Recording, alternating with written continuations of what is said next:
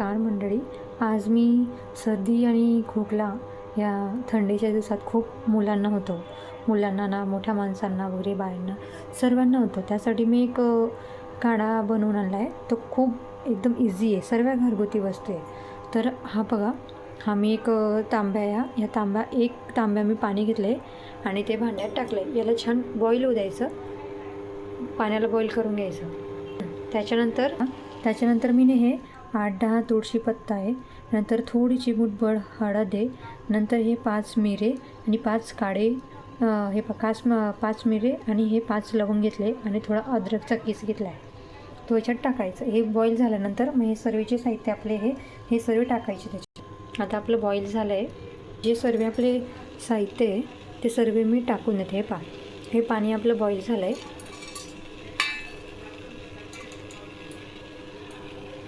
हे पहा, छान असं मस्त बॉईल झालं आहे. त्याच्यानंतर हे साहित्य टाकले मी सर्व. आता याला आहे ना 1 ग्लास पाणी यायला पाहिजे तोपर्यंत आपल्याला हे बॉईल करायचं आहे. तुम्हाला समजेलच, म्हणजे हे पाणी जर कमी झालं की आपलं छान असं हे काढा तयार होईल. ओके, तर याला छान आपण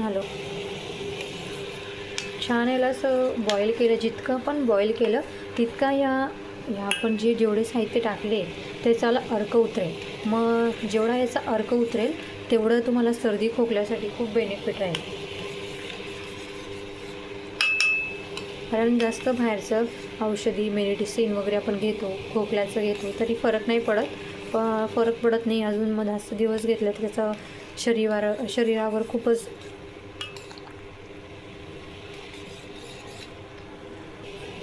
जास्त वेळ आपण औषधी गोळ्या घेतो तर मग त्याच्यामुळे आपल्या शरीरावर बॅड बेनिफिट्स होतात आपल्या शरीरात. मग काही किडनीची समस्या, कसली समस्या, असे शरीरामध्ये आरोग्य हे काही खराब होत असतं. जास्त दिवस आपण औषधी मेडिसिन वगैरे कफ सिरप घेतलं तर सहज आपण आहे ना घरगुती सिरपच खोकला सर्दीसाठी आपण ट्राय केलं पाहिजे.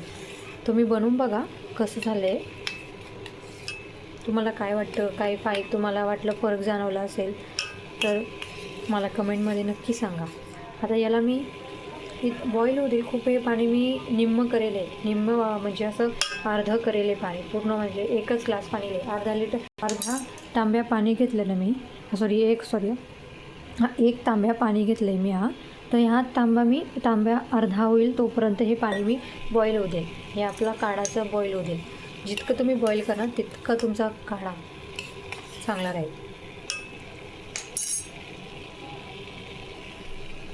तुम्ही बघू शकता आपला हा काढा रेडी झाला आहे. खूप इझी आहे. हे अर्ध्यापेक्षा पाणी खूप कमी झालं आहे.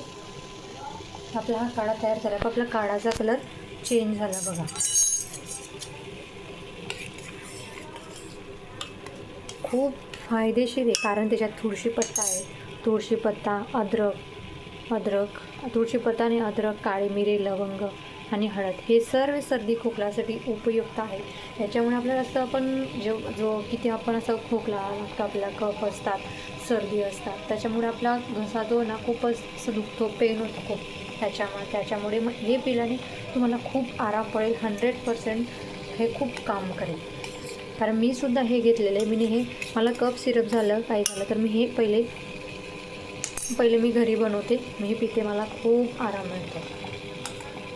कारण मी स्वतः खोकल्याचं औषध घेतलं होतं, पण मग त्याचा काही फरकच पडला नाही. मी किती कंटिन्यू 5-6 दिवस मी औषध घेतला पण तरी काही फरक नाही. चला तर म्हटलं पण ही तुमच्यासाठी खास अशी रेमेडी तयार करू ही खोकल्या सर्दीसाठी.